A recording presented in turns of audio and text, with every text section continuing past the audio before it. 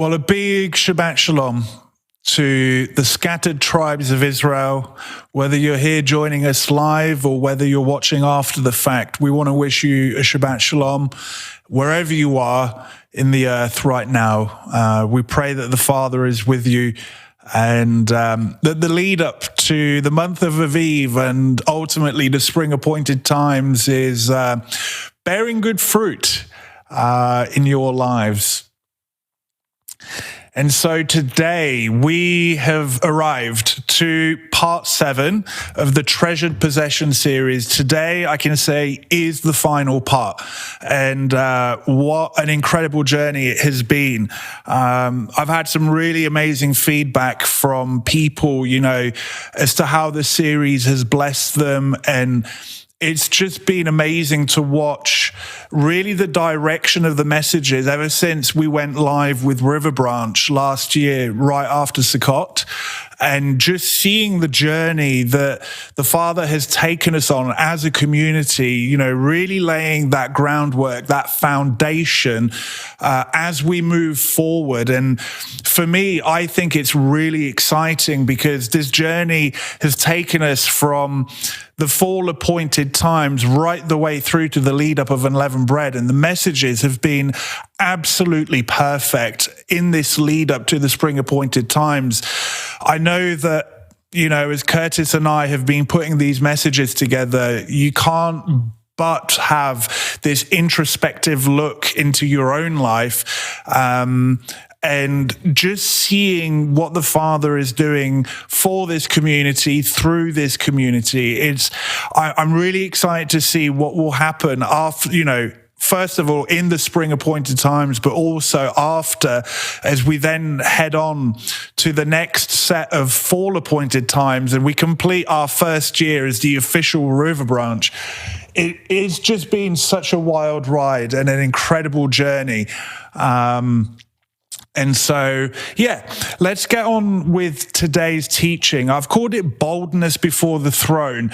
Most of you will know the verse that I'm referencing there, but hopefully this will make sense, especially within the context of Yah's treasure possession and the bride that he will select to help him govern in the millennial reign. Before we get into the bulk of today's teaching, though, as always, let's do a very quick recap on the previous part that we did. And one of the things that we saw last week is that there is an eternal perspective to his great plan of redemption. Curtis and I go on about this every now and then, let's look at the bigger picture. And last week we saw, some of Paul's writings where he doesn't even allude. He just flat out says certain things, that actually this great plan of redemption goes beyond just even the history of the house of Israel over the last few thousand years and ultimately into the last great day, the millennial reign, that actually from Yah's vantage point, there's an eternal perspective to this. And we caught just a glimpse of that last week. Last week, I titled the teaching Bridging the Gap. And what I meant by that was learning how to bridge the gap between what we call the Old Testament or, the Hebrew Tanakh, and what we would call the New Testament. And most people are aware that the Tanakh is written in Hebrew, and the Brit Chadashah, the renewed covenant or testament, is written in Greek for the best part. But we have something called the Septuagint. The LXX is the abbreviation for it. And the Septuagint is a wonderful resource because it is a Greek translation of the Hebrew scriptures.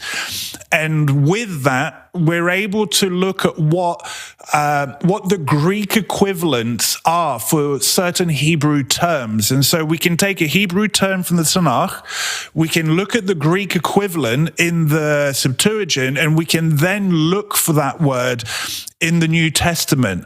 And we can also reverse engineer that process. We can look at a Greek word in the New Testament. We can see how it's used in the Septuagint and then find its Hebrew counterpart. And so this is one of the tools that I use in my personal studies to help me bridge that gap. And when you start getting pretty confident with that process, it's amazing what can be unearthed.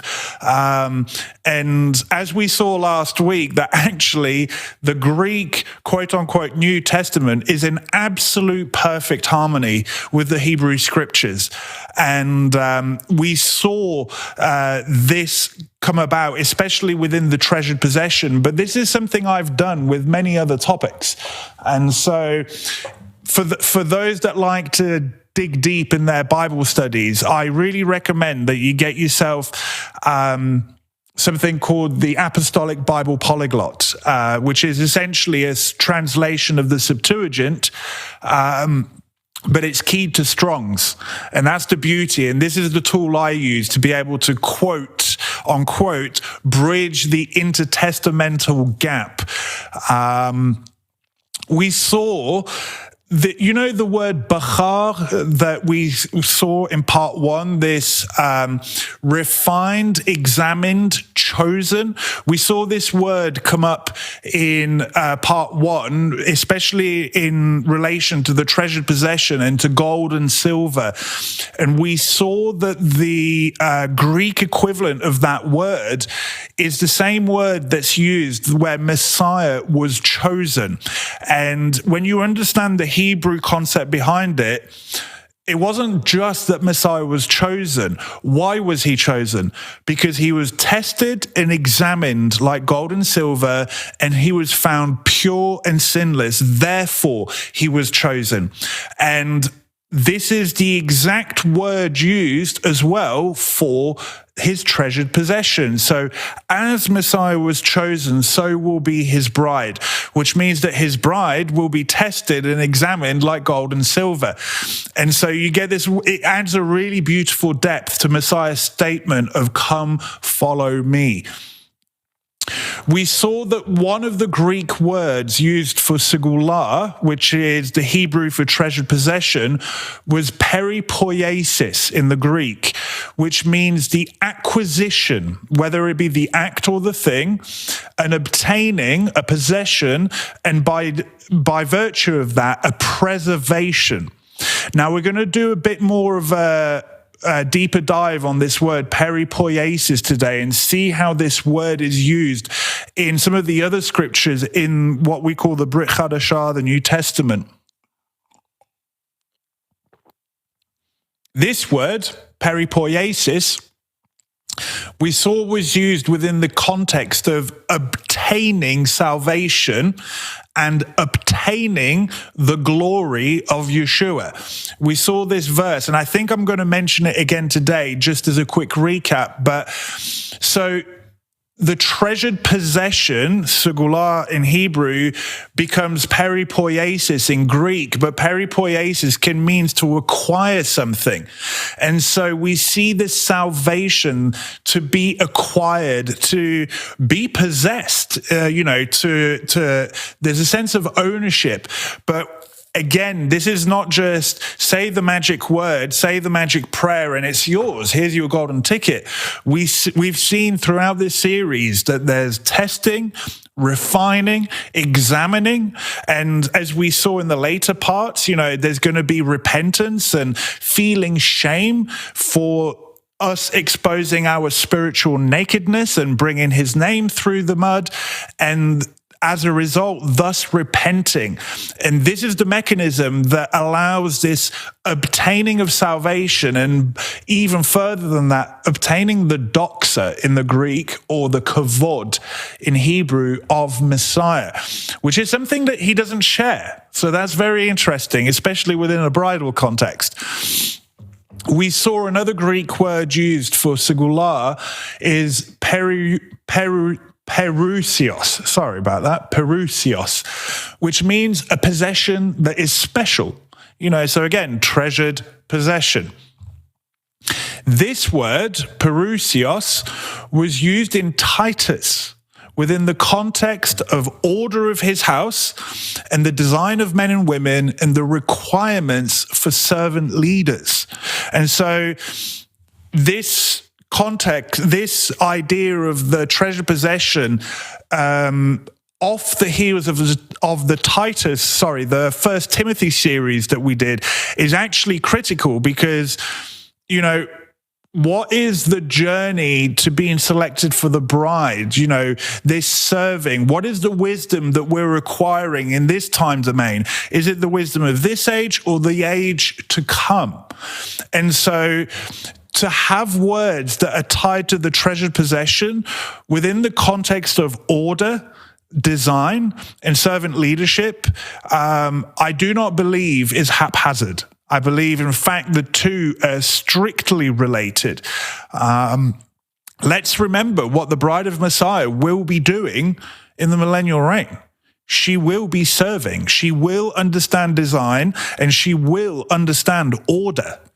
And so this is why I said in the First Timothy series, I hope people can appreciate that the book of First Timothy and scriptures regarding order in his house are not just a list of do's and don'ts. I believe within them is the understanding of the treasured possession. This is how deep it goes. His treasured possession. So this is where we looked at the Greek word, one of the Greek words for treasured possession. We saw that it was a compound word.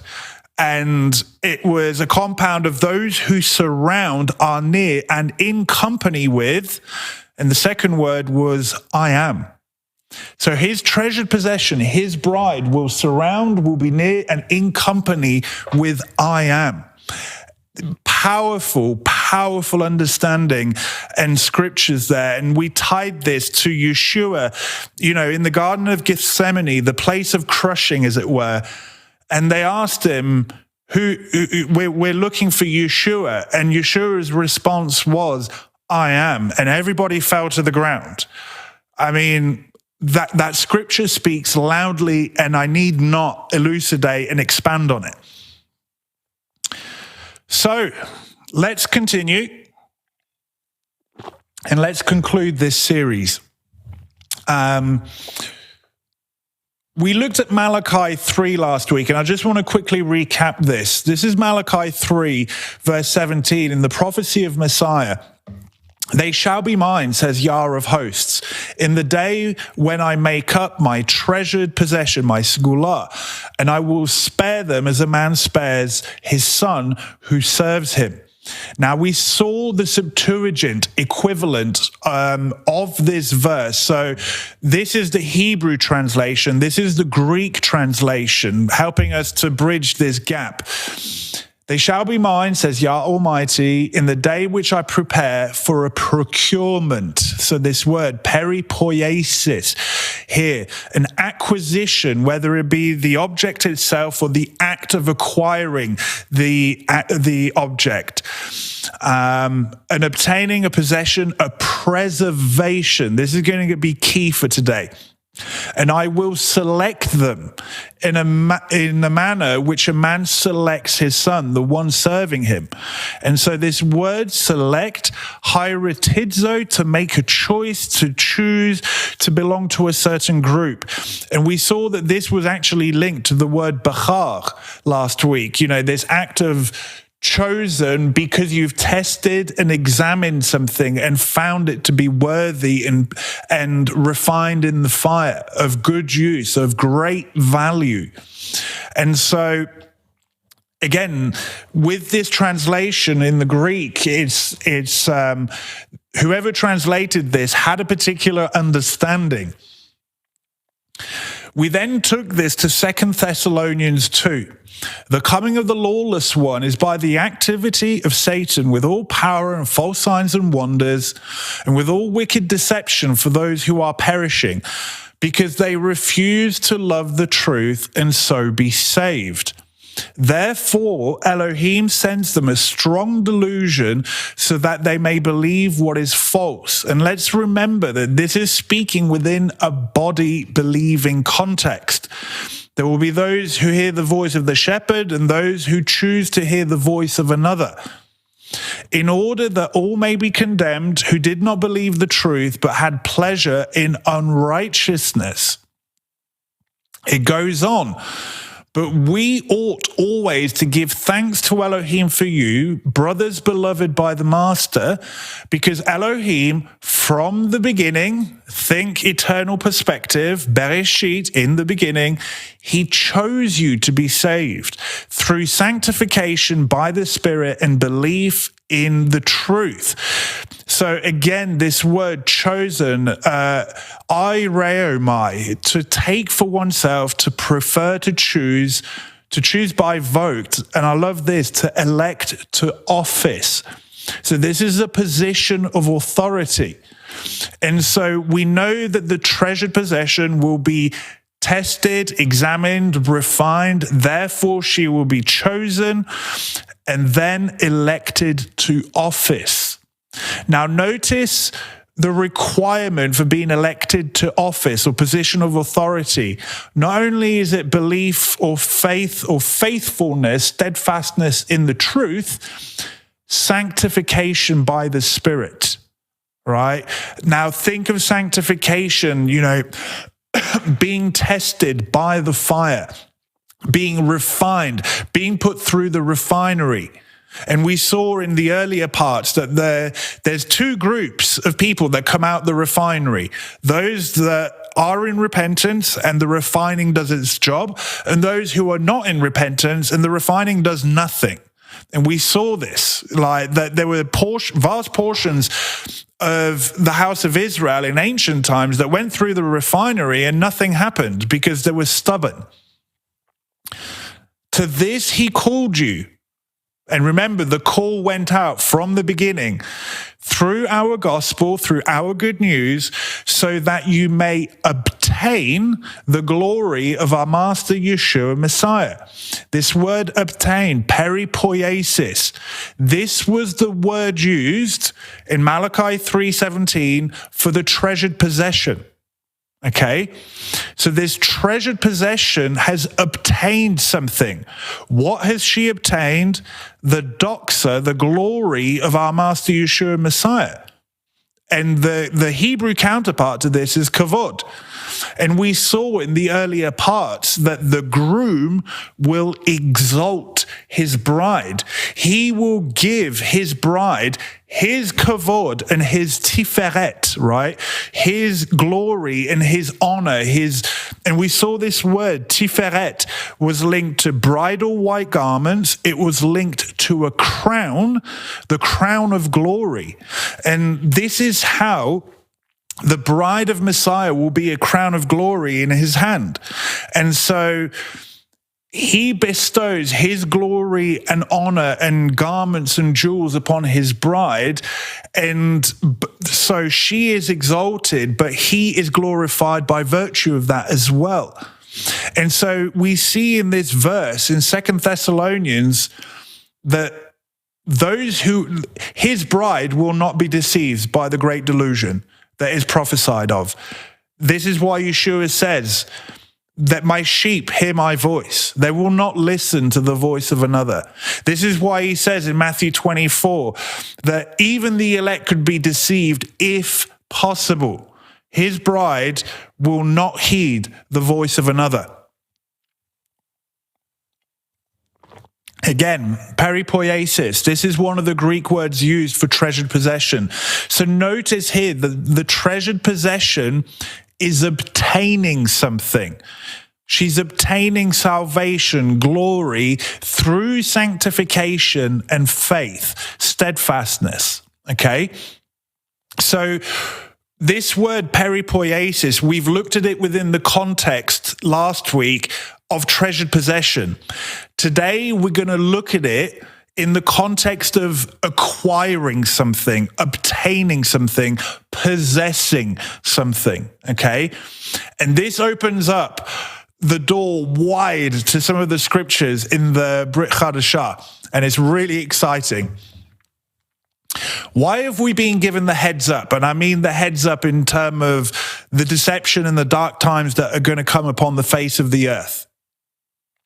1 Thessalonians 5. Now, concerning the times and the seasons, Paul is speaking about the appointed times, the weekly Sabbath and the yearly Moedim, the spring feasts and the fall feasts.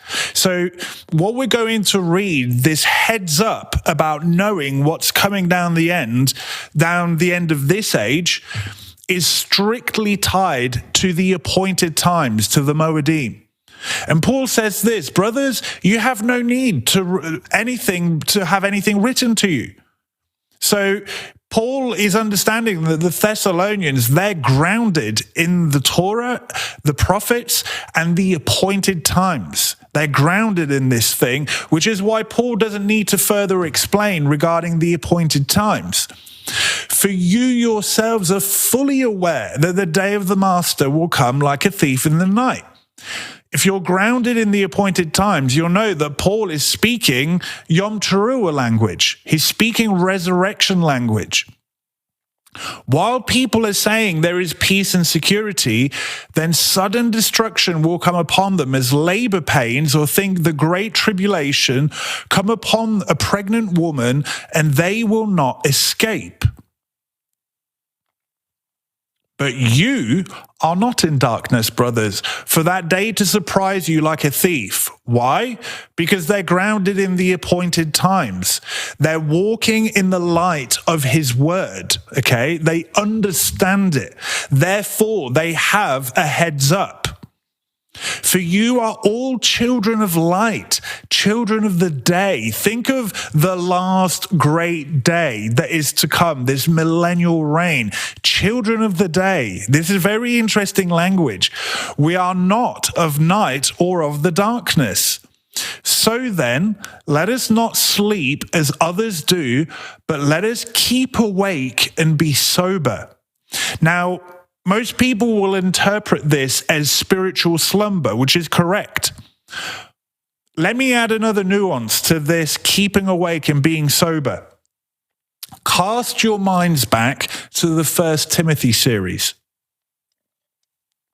What are some of the requirements for servant leadership? Sober-minded. Being awake, which means you can rightly discern something. I believe Paul is using servant leadership language because those who can serve can be a light unto others. And so again, look at this language, children of light, children of the day. Remember what I said, that servant leadership has to have an understanding of his order in his house, of design of men and women, and they will have the requirements of servant leadership as laid down in 1 Timothy in the book of Titus. And so they become children of light and children of the great day. Do you see what's going on here?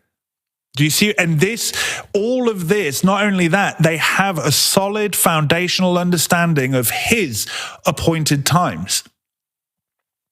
For those who sleep at night. And those who get drunk are drunk at night. Where are we going with this? But since we belong to the day, let us be sober. Again, this is a requirement for those that will serve. Having put on the breastplate of faith and love, and for a helmet, the hope or the confident expectation of salvation. And Paul is referring here to, what's commonly referred to as the armor of the Spirit or the armor of Elohim. For Elohim has not destined us for wrath.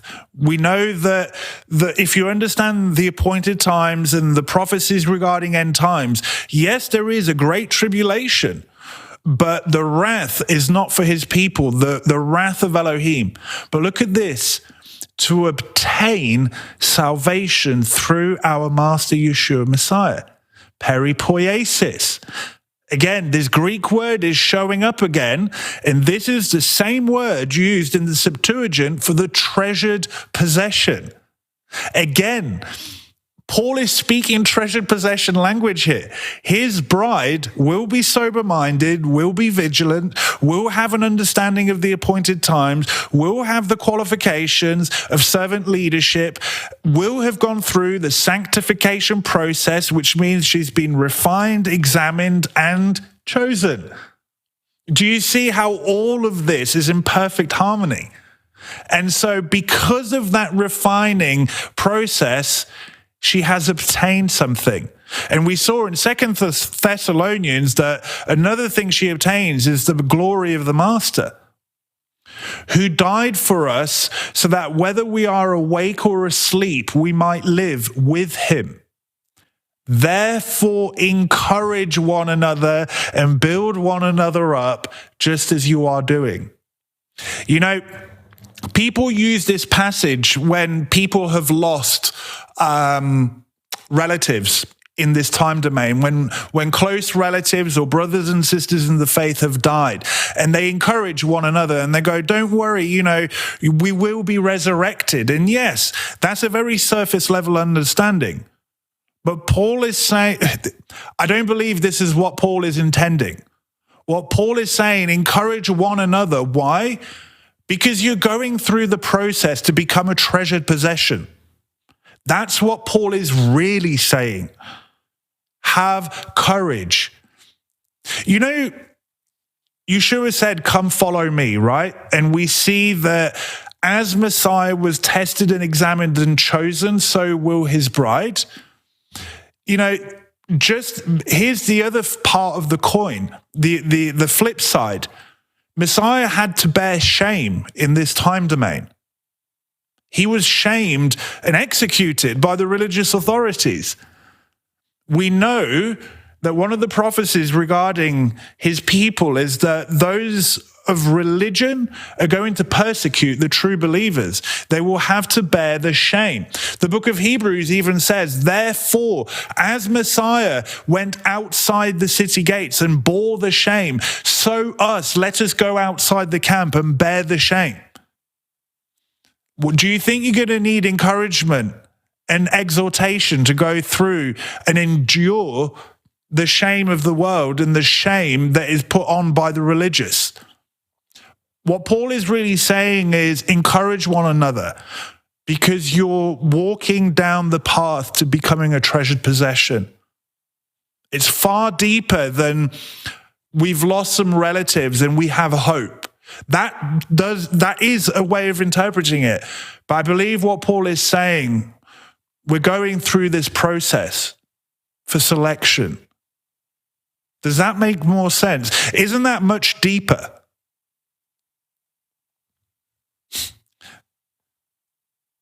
Hebrews 10, verse 37. For yet a little while, and the coming one will come and will not delay. But the righteous shall live by faith. Now, and if he shrinks back, my soul has no pleasure in him. The writer of Hebrews, and I believe it's Paul here, he's quoting Habakkuk. And he's using this to kind of speak resurrection language, that the righteous shall live, i.e. not remain in Sheol, and that will be through faith, okay? But notice this, if he shrinks back, my soul has no pleasure in him. This is Yah speaking through the prophet Habakkuk. Now, it's very interesting. Yah has a soul? There's several places that says that Yah has a soul. Now, my understanding of the Torah, where's the first instance of a soul showing up?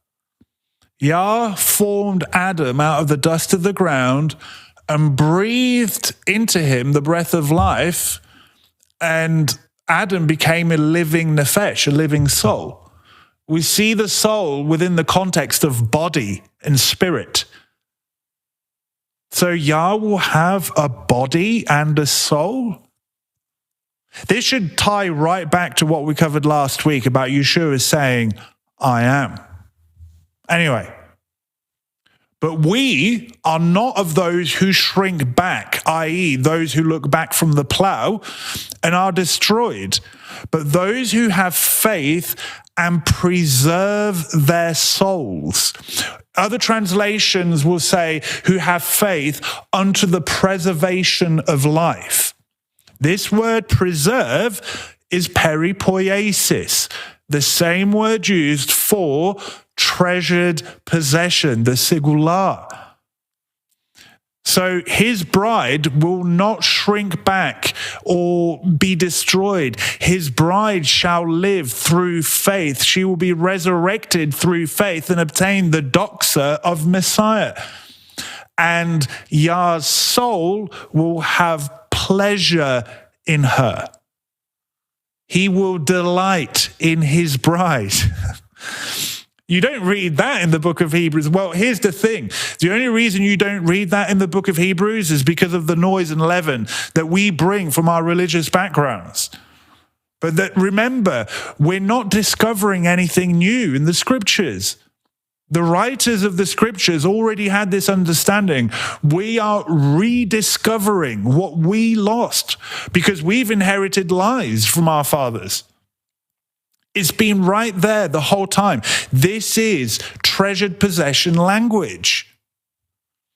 Hebrews 10 may as well be saying, Elohim will have pleasure in his bride. Why? Because she will not shrink back. She will be head, completely turned to him and will listen to no one else. This should be a message of hope as well, because the coming one will not delay. She's awaiting his return, and she has the understanding of the appointed times to give her hope. Let's keep going further. This word peripoiesis that we've been looking at, which is the Greek equivalent of treasured possession, segula, it actually comes from another Greek word. And this other Greek word is peripoiomai. That's a mouthful. Lots of vowels together in the Greek. To remain over, to reserve, to leave or keep safe, to make or remain for oneself, to preserve for oneself. Look at this, to purchase. So you mean that the treasured possession, the bride, will be purchased by the blood of the Lamb? Again, the Greek is actually capturing quite a bit of detail regarding the treasured possession. So Elohim will purchase his bride, preserve her for himself, and keep safe, and make sure that she remains even through death. It's powerful, isn't it? So let's look where this word, peripoiomai, shows up in the writings of the Brit. Acts 20, verse 28. This is Paul speaking to the leadership in the assembly that he's leaving behind while Paul goes to Jerusalem, inevitably to his death. He says, pay careful attention to yourselves and to all the flock in which the set-apart Spirit has made you overseers, to care for the assembly of Elohim, which he obtained with his own blood. Peripoiomai. This is the word the treasured possession in the Greek comes from. I mean, this is so powerful. This is so powerful. Elohim purchased his treasured possession with his own blood. This means Elohim could bleed. The only way to do that means that he had a body, and which would explain how Elohim can have a soul. That's your Messiah. Elohim in the flesh. He obtained, he purchased, he preserved his treasured possession. You see, in the English, we just think, yes, the purchase through the blood of Messiah. Even Christianity understands this concept, purchased by the blood. But no one's speaking that this is treasured possession language, bridal language. I know that after my departure, fierce wolves will come in among you, not sparing the flock. Deception comes from within the camp, not outside. And from among your own selves will arise men speaking twisted things to draw away the disciples after them. So they're twisting the truth. They're not speaking outright lies. They're corrupting the truth. You know, this is why you see that in many denominations, there's elements of the truth, but it's being twisted. So who's the target? those purchased by his blood. His bride is the target. Why is he? Now, let me ask this question. Why is Yah even allowing his bride to be the target? What's the definition of being chosen? Bachar in the Hebrew.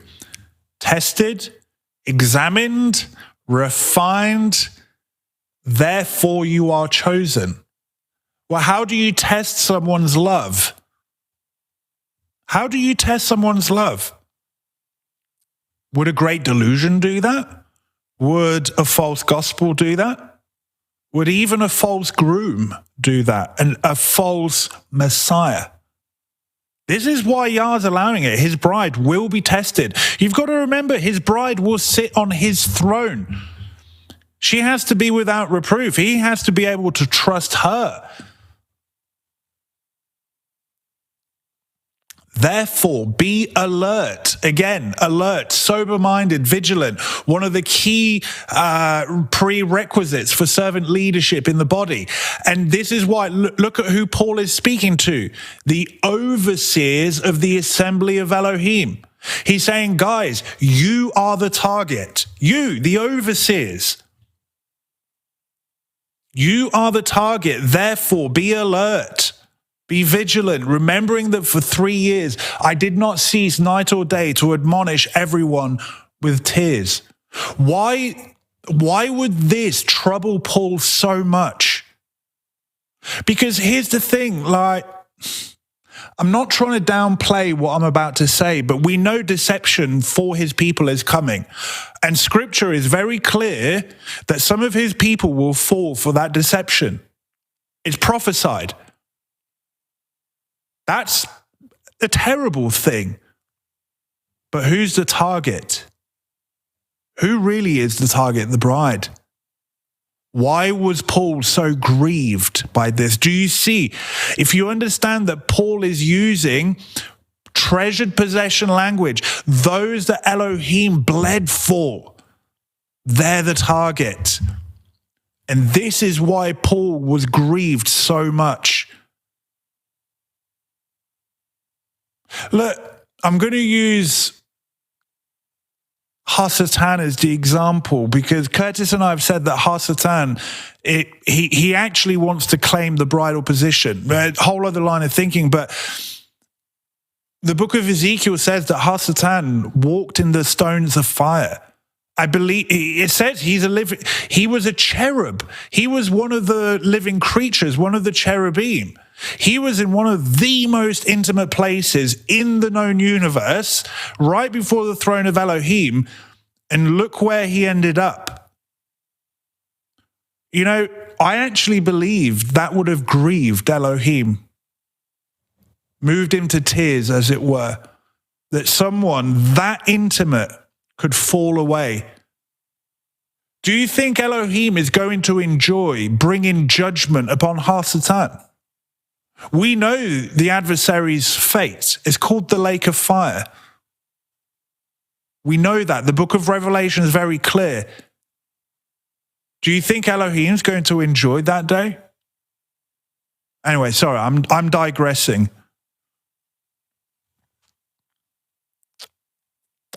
Proverbs 7, but this is the Septuagint translation. So this is the Greek translation of the Hebrew scriptures. Claim wisdom as your sister and obtain insight as a friend for yourself. This is this word again, peripoiomai. This is the word that treasured possession in the Greek comes from. Now, what did we say what did we see, in the earlier parts of this series? That one of the key attributes of the treasured possession will be wisdom and insight and discernment. Oh, you mean that even the book of Proverbs, even in the Greek, is linking the treasured possession to wisdom and insight and discernment? Yep, you betcha. It's right there. Now look at this. So that it may guard you from the strange and wicked woman, if she falls upon you with words intending charm, to try and delude and seduce you. The great harlot, what Revelation would speak of as Babylon the Great, this mystery of spiritual adultery and seduction. Proverbs is literally telling you that if you want to withstand the smooth words, the drip from this harlot's mouth, you need wisdom and insight, discernment. How will the bride be able to discern from truth and delusion? Because remember, we said there's a great delusion coming, and Yah's allowing it, and the target is his bride. She will be tested. Wisdom and discernment and insight is one of the key things that comes that enables you to be able to know the difference between truth and delusion. Even the Greek Septuagint is linking treasured possession to wisdom and insight, and that wisdom and insight protecting you from the smooth words of the harlot. Again, the scriptures, Old Testament, New Testament, are in perfect harmony.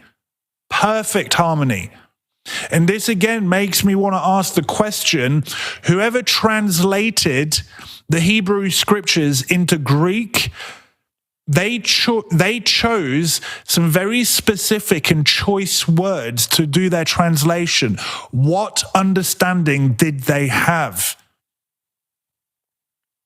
I find that question very interesting. Let's look at Joshua chapter 6, again from the Greek Septuagint, the Greek translation of the Tanakh. This is the story of the capturing of Jericho and Rahab the harlot.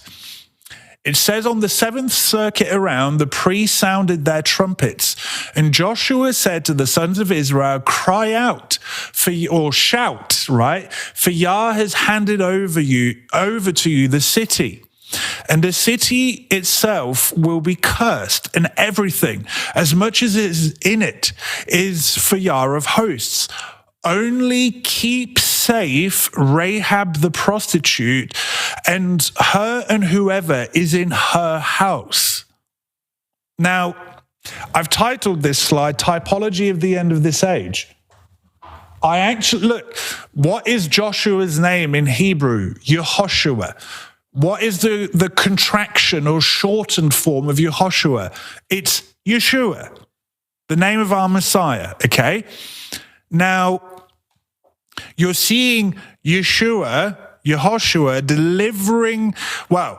bringing judgment upon the wicked as they are about to enter into the land. And we know that entering into the land is a typology of the inauguration of the millennial reign. Who's being kept safe from the world, as it were? Rahab, the prostitute, or the harlot, the adulterous woman. Now, we know that Rahab displayed great faith, so much so that she was mentioned in the Hall of Fame in Hebrews 11. I believe that Rahab is a typology of the bride of Messiah. Because remember, what process has the treasured possession gone through? She's been refined, tested, examined. We know she had a bit of a shady past, if I may say that, right? We saw in one of the earlier parts that his treasured possession will be ashamed of her past transgressions. And I believe Rahab is a perfect typology of this. So much so, she was included in the lineage of Messiah himself. Now, I'm laboring this to show that the capture of Jericho, I believe, is a typology of the resurrection of his people and the inauguration of the kingdom. Look at the word being used to keep Rahab safe. Peripoieomai, the word from which treasured possession in the Greek comes from. And look at who else is being preserved. Whoever is in her house. Think the house of Israel in the typology. I mean, even the Septuagint is capturing the typology of the treasured possession. Who the adulterous bride who has repented and shown great faith and will be spared the wrath. What was the wrath in this example?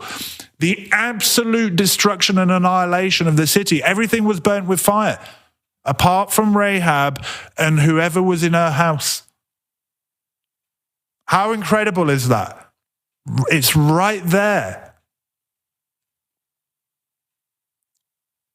But there's a warning that comes with this.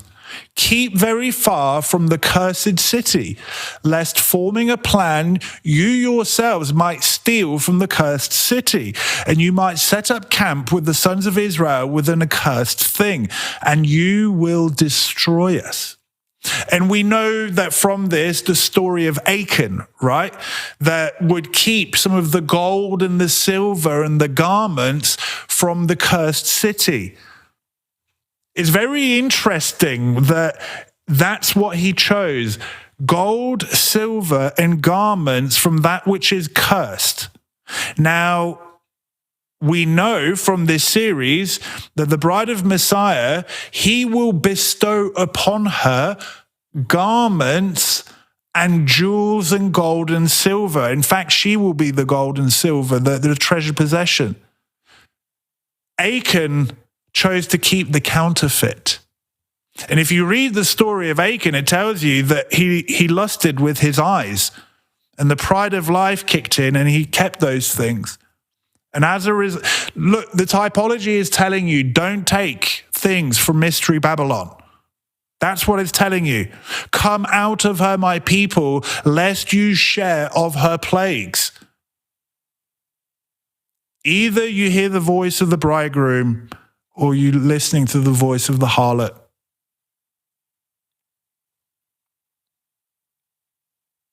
First Timothy 3. The word is trustworthy. If anyone aspires to the office of overseer, he desires a noble task. And we looked at this passage in depth in the First Timothy series. Therefore, an overseer must be, and Paul goes on to list a load of prerequisites and attributes that is required for those that wish to serve. Deacons, likewise, must be, and he lists a list of attributes which is pretty much identical to servant leaders, okay? Their wives, likewise, must be, and he lists a load of attributes. Again, refer back to the First Timothy series to look at this passage in depth. But I'm mentioning this because this is the context of what we're about to read, okay? For those who serve well. Now, this is the qualifier. Those who serve well, not those who serve. Those who serve well as deacons gain a good standing for themselves and also great confidence in the faith that is in Messiah Yeshua. This good standing in the First Timothy series, I made the point that this good standing, I believe, is pointing to standing before the judgment seat of Messiah. To have good standing at the judgment seat, you need all the prerequisites that are listed in overseeing. And to have those prerequisites, you can bet your bottom dollar that they went through refining, testing, and examining, and therefore they were chosen by Yah himself, right? It should be evident that Yah is selecting servant leadership in our midst. Now, look at the word used for gaining a good standing, I believe, before the judgment seat of Messiah. Peripoieomai. Again, I'm going to say this again. This is the Greek word from which treasured possession in Greek comes from. It's everywhere. Again, essentially, the scriptures I'm showing you now are helping you bridge that intertestamental gap even further. It's the treasured possession is all over the quote-unquote New Testament. So the treasured possession will have a good standing before the judgment seat of Messiah. And look at this. Not only that, great confidence in the faith that is in Messiah Yeshua. The word confidence there in the Greek is paresia. Look at this. Freedom in speaking, unreservedness in speech, open, frank, without concealment, without ambiguity or circumlocution. Think, let your yes be yes and your no be no, because everything else is of the adversary. Look at this, without the use of figures and comparisons. I believe, you know, when the apostles ask Yeshua, speak to us plainly, and Yeshua speaks and he says, now you speak to us without riddles and parables. Now look at this, free and fearless confidence, cheerful courage, boldness, assurance. Look at this, the deportment or the way you hold yourself by which one becomes conspicuous or secures publicity. Think honored position. Think Yah exalting his bride. She becomes publicly known, and she has a confidence in this, an expectation, a boldness. She knows who she is. Let me use a very simple typology. When my wife and I got married, or leading up to the marriage, before we were even officially married, my bride knew she was my bride. She knew before the wedding who she was. She knew where she was headed. She was headed to the altar to become one with me, her husband. She knew that ahead of time. That's the typology we've been given. And I'm saying that his bride will know who she is.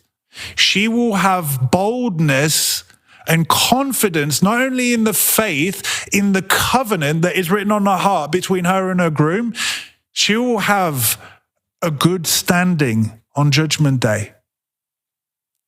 Now remember that the treasured possession will be ashamed of her past transgressions. She's not without sin, but she's overcome. She's overcome. And when you start to really drill down into this understanding, this is why I say that self-condemnation actually will rob you from being the bride of Messiah. This statement will make more sense as we go on with today.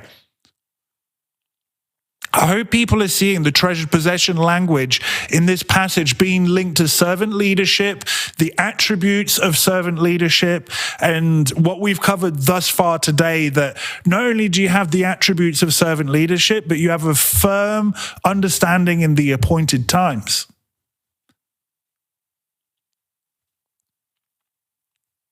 Let's look at this word, paresia, and where else it shows up. Because what this passage tells you, by the way, before we move on, is that the treasured possession, the peripoiomai and peripoiesis, will have great confidence or boldness, paresia, okay?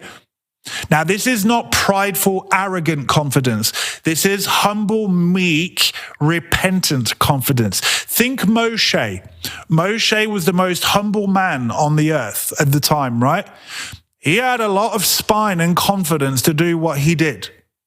Mistake not humility with and confidence, okay? 1 John chapter 2, verse 28. And now, little children, abide in him. Be in fellowship with him, with Messiah. Be in company with, right? We saw that the Greek word for treasured possession is those that are close to, surrounded, in company with I am, with Messiah. So that when he appears, we may have confidence and not shrink from him in shame at his coming. What did we read that the Apostle Paul says when he quoted Habakkuk? That those who live shall live by faith, but his soul will not have pleasure in those that shrink back. But the book of Hebrews was saying, but we are not of those who shrink back. Which means that if you are not of those who shrink back, that means you have great confidence, and that means that his soul has great pleasure in his treasured possession. John is using treasured possession language. It's right there when you know how to bridge the Hebrew scriptures with the Greek New Testament. Hebrews 4:16, let us then with confidence, with cheerful courage, boldness, assurance, let us draw near to the throne of grace, that we may receive mercy and find grace to help in time of need. You know, everyone uses this when they struggle in the flesh and stumble, and they go, oh, I've sinned again. Thank goodness I can be forgiven. It's a very surface level understanding of that verse. The book of Hebrews is saying, it's speaking of the resurrection. When is going to be his bride's greatest time of need? It's called the Great Tribulation. This is bridal language. You know, who here, when they think of Judgment Day and standing before the throne, are petrified? And they get paralyzed. And they brick it, as we say in the UK. His bride will have confidence. Look, but again, when I say confidence, please do not think arrogance or puffed up pride. The bride will know her shady past. She was an adulteress. In fact, she cheated on her groom with another woman. So how can she have boldness and confidence to draw near knowing her adulterous past? Because she has overcome by his blood, by the refining, by the purging, by the fire of the lives, the crushing. Do you see what's being said? His bride will have confidence to draw near to the throne in spite of her adulterous past. A true understanding of biblical humility, actually.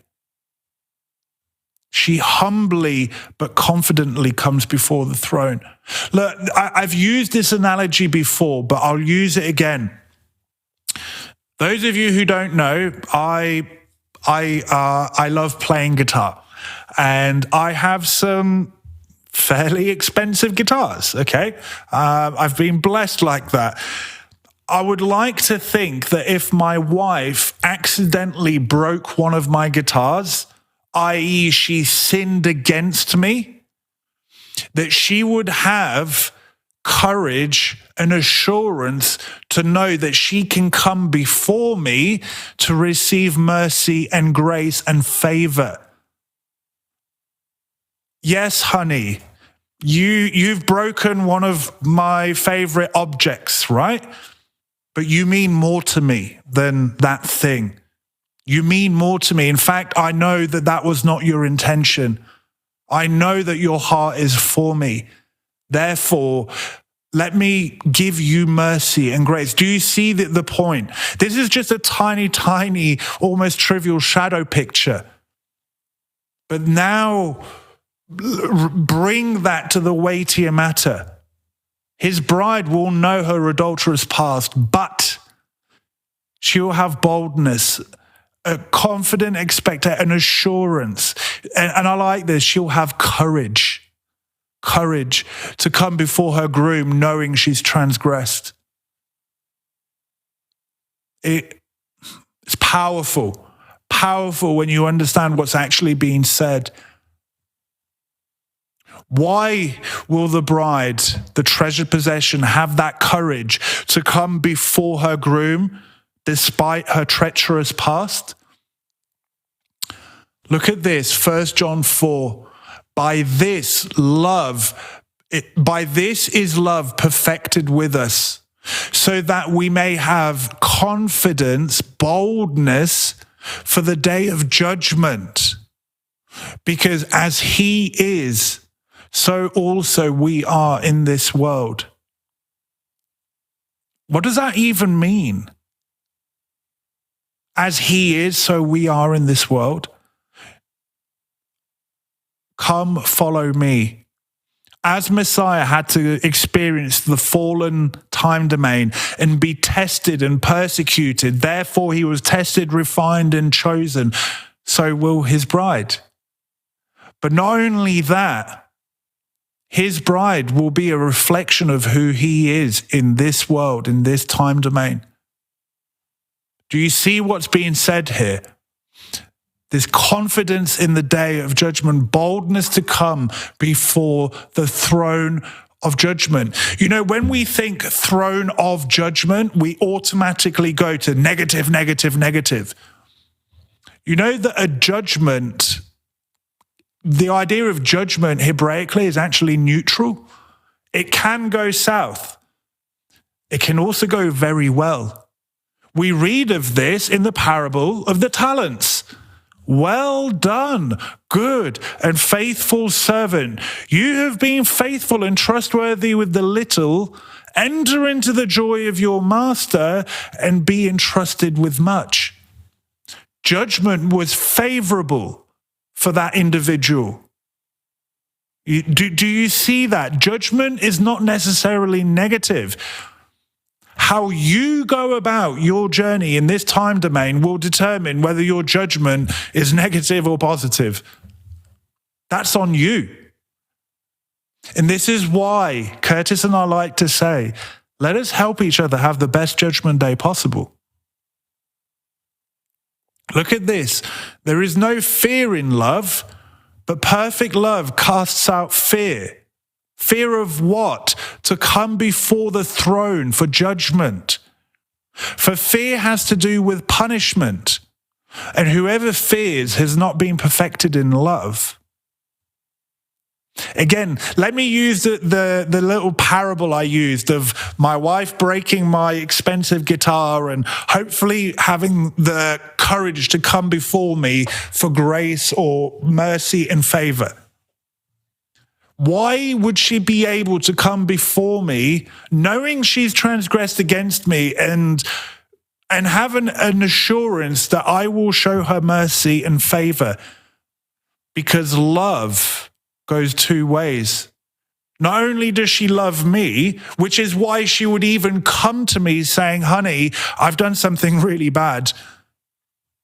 But love goes the other way. She knows that I love her. She knows that my love for her is greater than my love for a guitar. And so in the same, now, in the parable, let's say that her love for me has not been perfected. What may be one of the outcomes that that from this parable? Oh no, I'm afraid to come before my groom. I've broken his guitar. I'm going to conceal the matter. I'm going to conceal it. In fact, I'm going to fabricate a story that I didn't break it. It just jumped off the shelf, or it was hanging on the wall and the fitting broke and it boom. And there was nothing. Do you see the difference? But we know from the book of Hebrews that it says that Messiah's judgment is perfect, right? His judgment will separate even bone and marrow, between the separation of even soul and spirit. What is he looking for from his bride? Integrity. Integrity. And this is why I'm going to say, I alluded to this earlier, when you think of Judgment Day, what do you feel? Do you feel fear or do you feel love?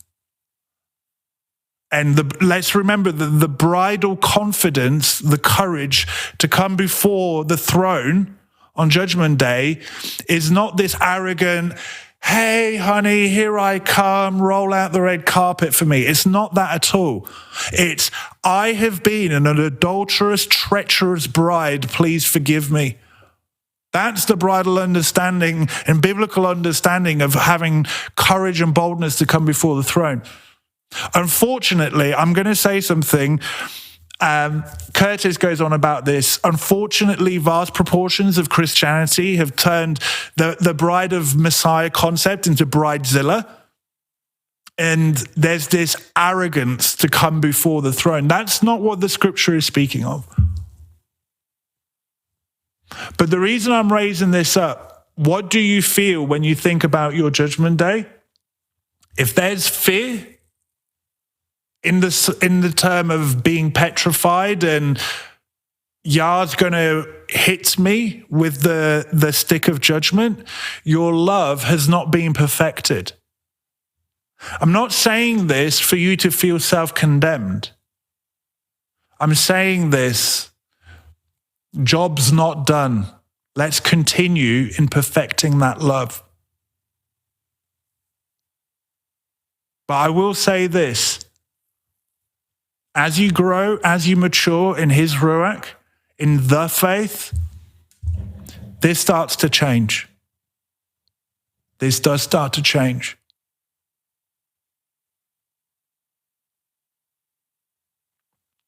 Hebrews 10, verse 19.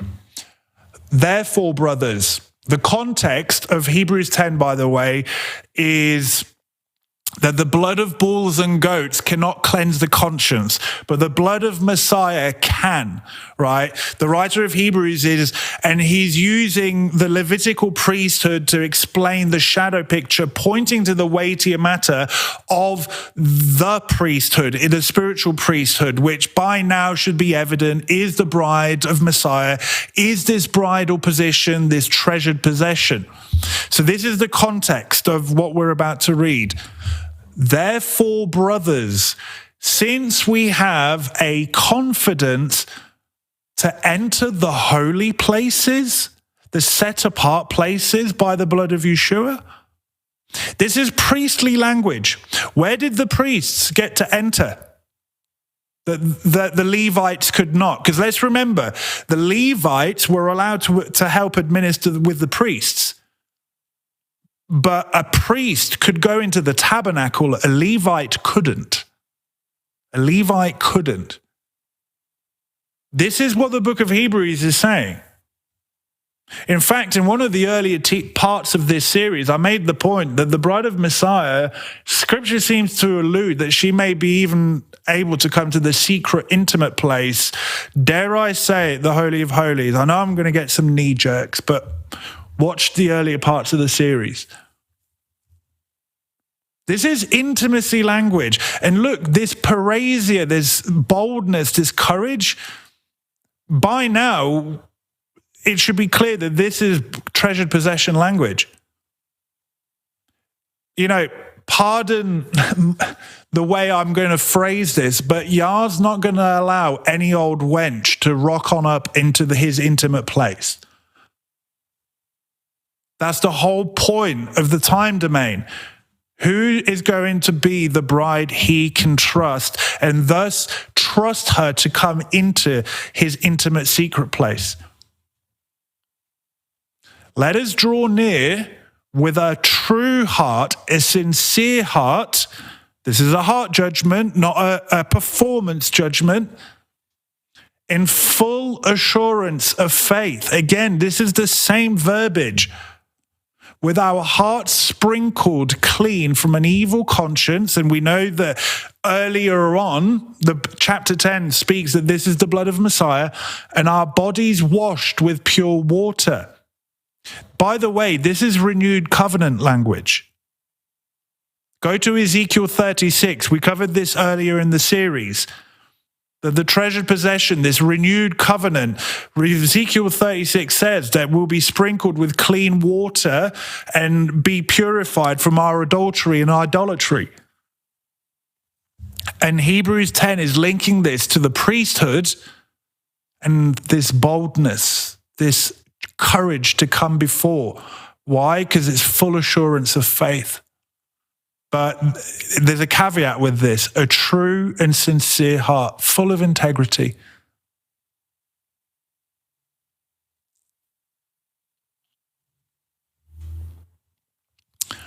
Ecclesiastes 9, we're going to start wrapping up. I want to give another little allusion to that this plan of redemption is far bigger than the time domain. We're going to read about 6 or 7 verses of context just before we get to the verse I want to get to. But believe it or not, the resurrection and the treasured possession is in Ecclesiastes 9. Let's read it. But all this I laid to heart, examining it all, how the righteous and the wise and their deeds are in the hand of Elohim. Whether it is love or hate, man does not know. Both are before him. It is the same for all, since the same event happens to the righteous and the wicked, to the good and the evil, to the clean and to the unclean, to him who sacrifices, to him who does not sacrifice.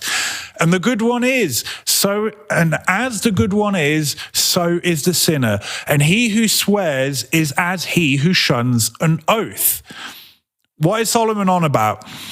This is an evil that in all that is done under the sun, that the same event happens to all.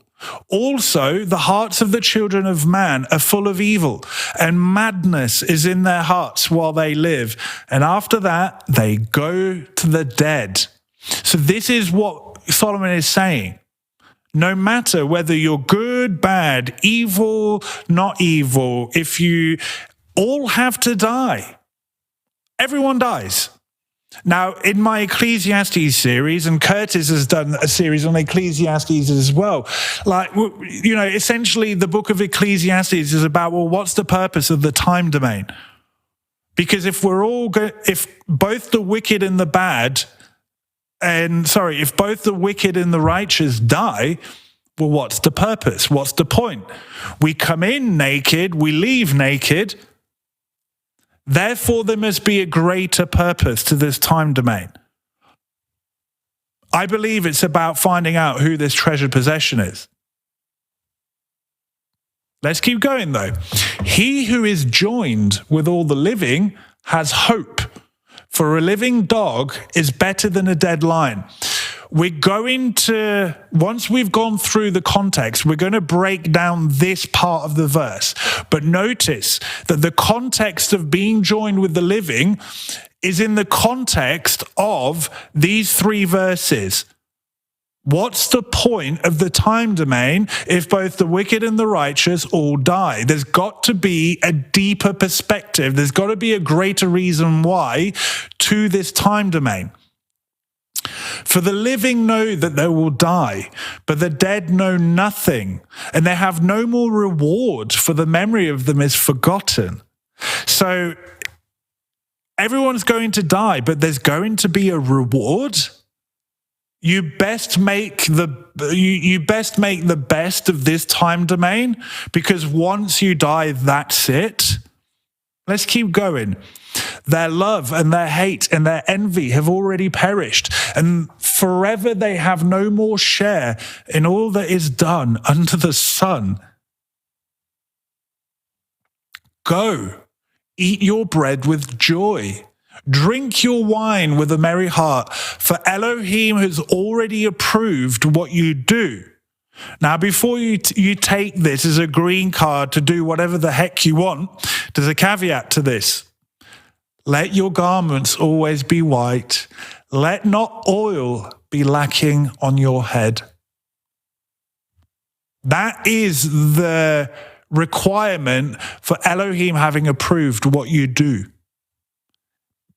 Now, this verse 8 is essentially a bridal statement. White garments and oil from overcoming. Do you see what's being said here? Let's remember that his bride will act and do and choose things in a way that pleases her king. Hence why Elohim has already approved what you do.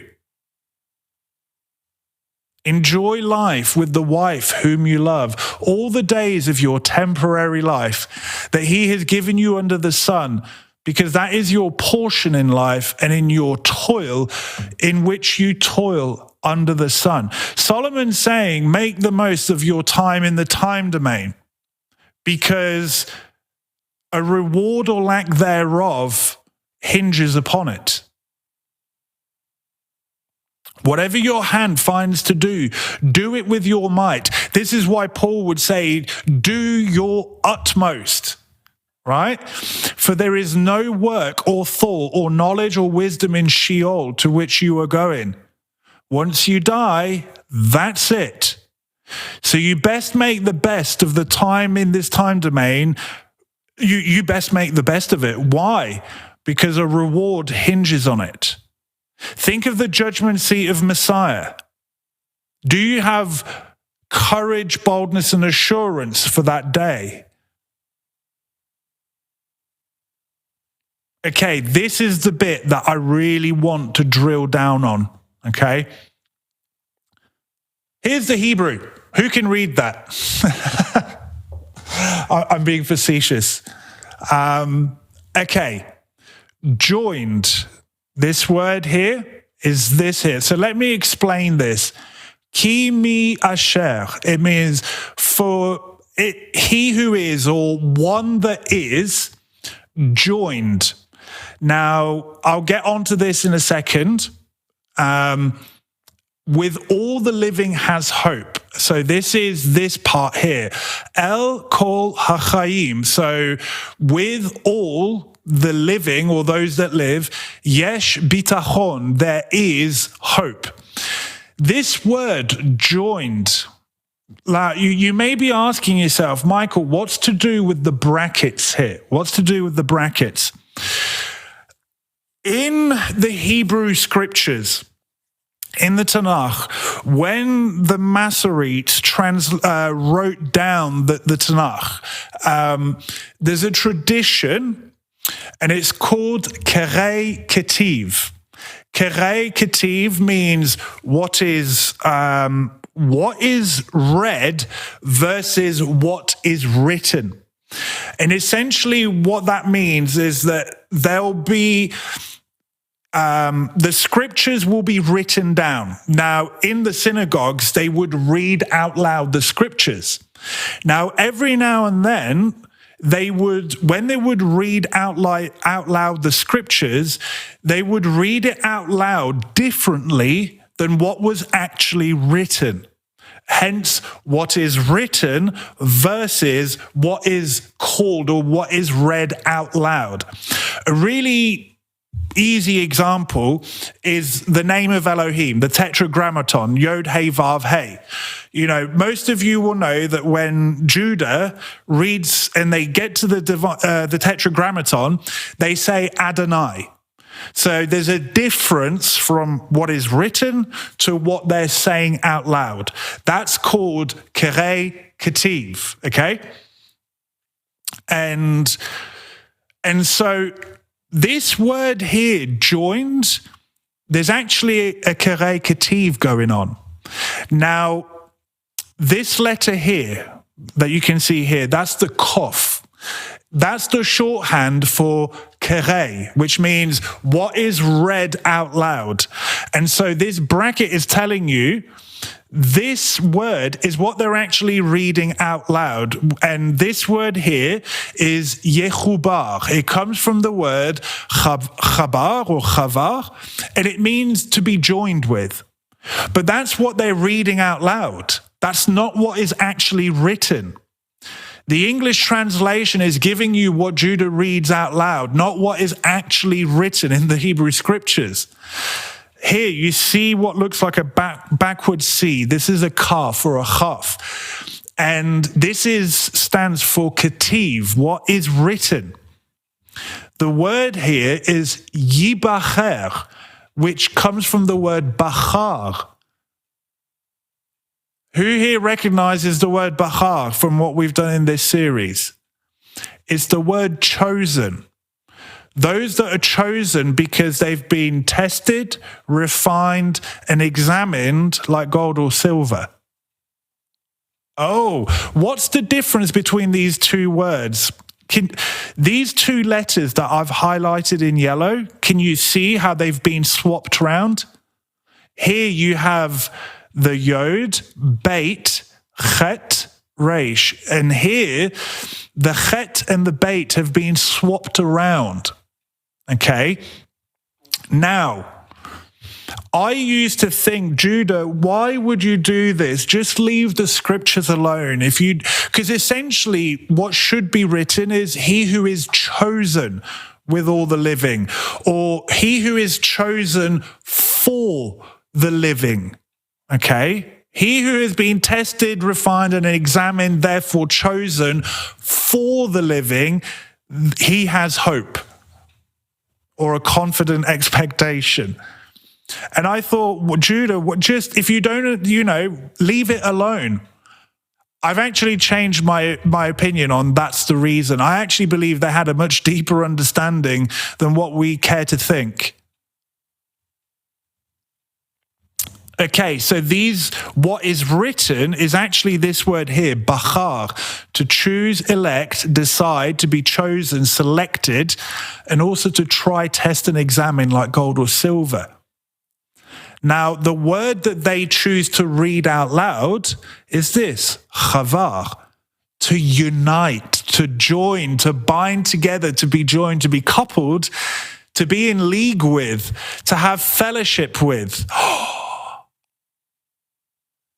This is bridal language, guys and gals.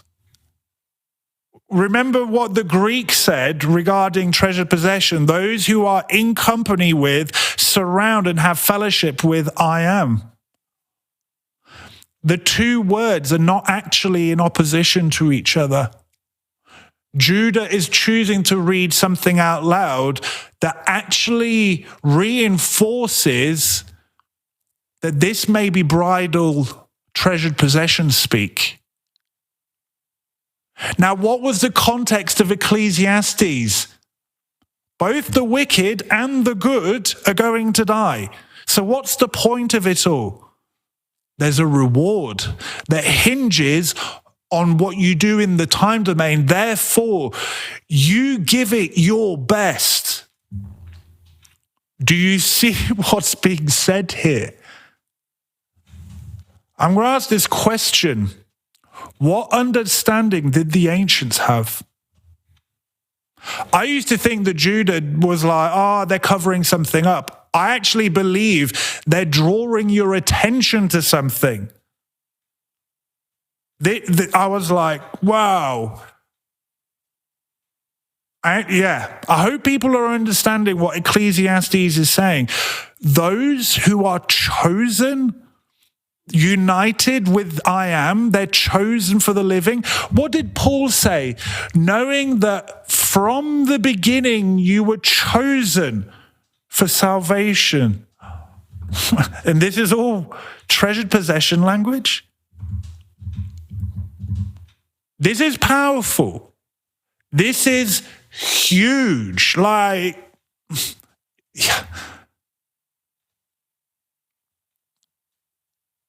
The word, let's take this further. This is where it gets insanely amazing. The word for hope, this word here, hope, is bitachon. It actually means trust, confidence, hope. What did we say that the treasured possession will have for Judgment Day? Courage, hope, trust, confidence, boldness. He who is joined, united, coupled in fellowship with I am, who has been tested, tried, examined, therefore chosen for the living, for life. And in fact, let's go back here. The Hebrew, kol hachayim, you could translate it as those who have been chosen for lives, plural. The word for the living and lives is the same in Hebrew. It's almost figurative language, but if you're going to be exactly literal, it could say, for the one who is joined or chosen to lives, to all lives. So anyway, trust, confidence, hope. Remember how I said you can use the Septuagint to see what the Greek equivalent of a Hebrew word is? This gets fascinating with this word, bitachon. Using the Septuagint, we can see where the Greek equivalent of this word is used in the Brit Hadashah, bitachon. This is powerful. we're going to finish with one last passage where we see where this word is used. Ephesians 3, verse 8. This is Paul speaking. To me, though I am the very least of all the saints, this grace was given to preach to the nations the unsearchable riches of Messiah. What did we say in an earlier part when quoting Paul? That if we have the Spirit searches even the depths of Elohim. And that Proverbs says the heart of the king is unsearchable, right? But Paul says we have the Spirit which searches the depths of Messiah and Elohim. How was Paul able to preach the unsearchable riches of Messiah? He had the Spirit. Paul knew he was the bride. And to bring to light for everyone what is the plan of the mystery hidden for ages in Elohim who created all things, this great plan of redemption, so that, look at this, through the assembly, the manifold wisdom of Elohim might now be made known to the rulers and authorities in the heavenly places. Paul is saying that this great plan of redemption, which has been concealed, right? It's to the glory of Elohim to conceal a matter, but the glory of kings to seek these matters out, these unsearchable riches. This great plan will be demonstrated through the assembly, through the bride. Who to? The rulers and authorities in heavenly places. Does it not say that there's things about this great plan of redemption that even the angels long to look into? This is big. This was according to the eternal purpose that he has realized in Messiah Yeshua, our Master, in whom we have boldness, this word has come up again that we've been looking at today, and access with confidence through our faith in him. This word confidence, pepoithesis, trust, confidence, reliance, this is the Greek equivalent of bitachon that we read in Ecclesiastes. That he who is chosen for the living has hope.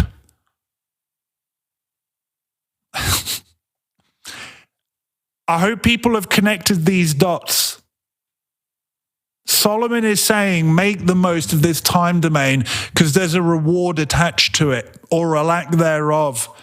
And he who has been chosen for the living, and Judah understood that this chosen was joined to someone or something, i.e. Elohim, bridal, treasured possession language. Those who are chosen for the living have hope. They have trust, confidence, hope. Trust, confidence, hope in the day of judgment. You take that word, bitachon, in the Hebrew, take it back to the Greek, or take it forward to the Greek. Here it is. The assembly, let's go back. The assembly will demonstrate the wisdom of Elohim, this great plan of redemption, that even the heavenly places, the things that the angels long to look into, this is according to the eternal purpose that Elohim has realized or made happen through Messiah Yeshua, our Master. Elohim is demonstrating his desire, the eternal purpose of the plan of redemption through him coming in the flesh and redeeming his treasured possession. In whom we have boldness, confidence, hope, and access through our faith in him. Ecclesiastes is speaking in that part of the treasured possession. What understanding did the ancients have?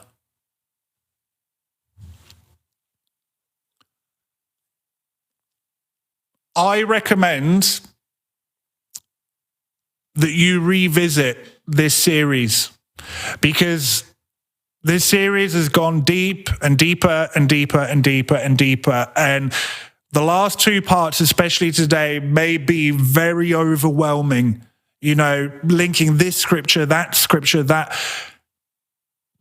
The message is simple, but it's extremely unfathomably deep. And so revisit it, let it sink in, chew on it, chew the cud on it, because I'll leave it with this. His bride will know who she is before the marriage supper of the Lamb. Amen.